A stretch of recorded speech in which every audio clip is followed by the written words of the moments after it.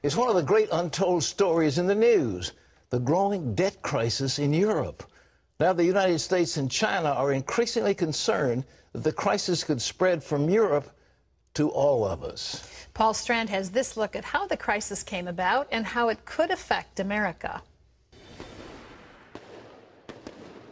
It's a financial crisis that's literally led to riots in the street, especially in Greece, the country that just can't seem to get out from under its debt burden. But Greece isn't alone. Italy, Spain, Portugal, and Ireland have also faced debt problems in recent months. That has leaders from Europe to the U.S. to China worried that Europe might not be able to stop the debt crisis from spreading to other parts of the world, including the United States. But how did Europe get into this mess, and why is it so deep?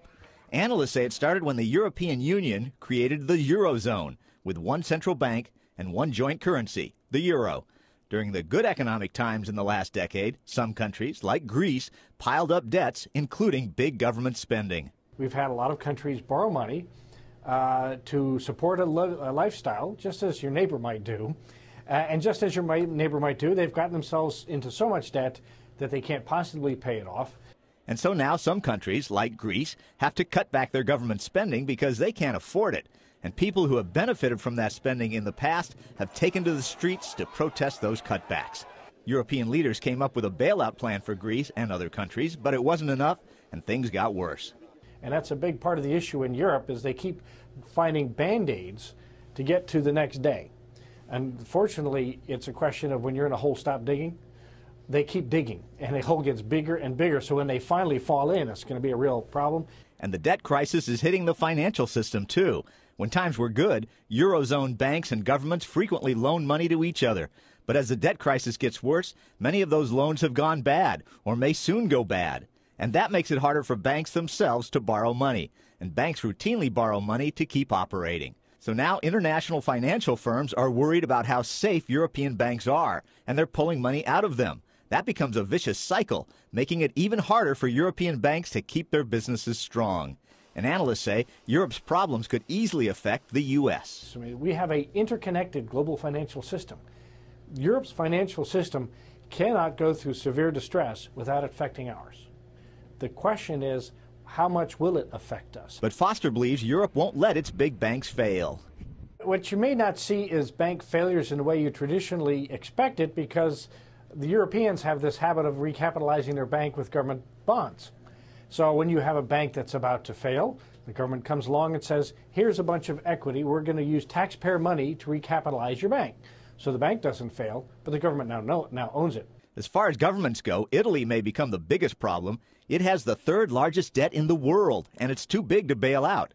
Italy has already turned to China for financial aid, and China says it wants to help Europe get through its crisis. I believe a proper resolution for European debt is very important for stability of finance, trade, and economy. German Chancellor Angela Merkel says Europe will get through the crisis, but it will take time. It will be a long, gradual process. And since Europe is so important to the U.S. as a trading partner, a weak European economy could make it harder for the U.S. to recover from its own economic slump in the years ahead. Paul Strand, CBN News, Washington. Thank you, Paul. I want to congratulate our CBN News for that report. It was an excellent report. It gives you an overview of what's going on. They're having a slow run on the banks, as they say. People are pulling deposits out of European banks. The money market funds in America are no longer loaning them large sums of money. And the credit worthiness of especially the French banks has been downgraded. Credit Agricole yesterday, today, Societe Generale was downgraded by Moody's. And there are others on the watch list. What would the French do? Well, they probably nationalize the banks, but even so, where does France going to get the money? And then Italy has not only banks, but the government of Italy is in trouble. They borrowed money from China. The risk of a Greek default is somewhere in the neighborhood of 90%. And so you go across the spectrum, Spain in trouble, Portugal in trouble, Italy in trouble, Ireland in trouble, and of course now France. Germany seems to be the only major strong one. So how's that going to affect us? It's going to affect tremendously, but it's happening right now. It's happening slowly, and then it build up momentum. And one day there's going to be a crisis, and who and where in the world are we going to go? The states in America are mostly bankrupt. The United States is technically bankrupt. France and Germany, France can't carry the load. Germany is okay, but it'll be pulled down by the rest of it. These other countries on the border of Europe are in trouble. What about Japan? Has had a very slow recovery, and it's been in essentially flat growth for about 10 years. Where is it going to come? Well, we could have a major worldwide crash one day. Let's hope it doesn't happen, because the people in charge are running like crazy to save the system. Can it be saved? Well, stay tuned. Lee Webb has the rest of our top stories from the CBN Newsroom. Lee? Pat, the number of homeowners who received foreclosure notices in August jumped 33% from the month before. According to Realty Track, the increase is a 9-month high and the biggest monthly gain in 4 years. A leading member of the firm says this may be a one-time blip, but it's more likely the beginning of a trend. It may also indicate banks are taking swifter action against homeowners. An increase in foreclosures actually could speed up a recovery in the housing market, though.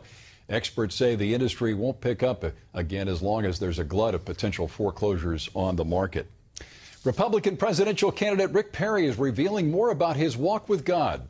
The Texas governor told students at Liberty University what brought him to faith in Christ, and he gave them some advice. Jennifer Wishon has that story now from Lynchburg. Rick Perry's first Virginia stop as a presidential candidate came before an audience of 10,000 evangelical students. America is going to be guided by some set of values. The question is going to be whose values. The governor took a break from talking about jobs and the man he's running to replace. He joked about being in the top 10 of his high school graduating class of 13 and painted a picture of boyhood chats with his creator. I spent many a night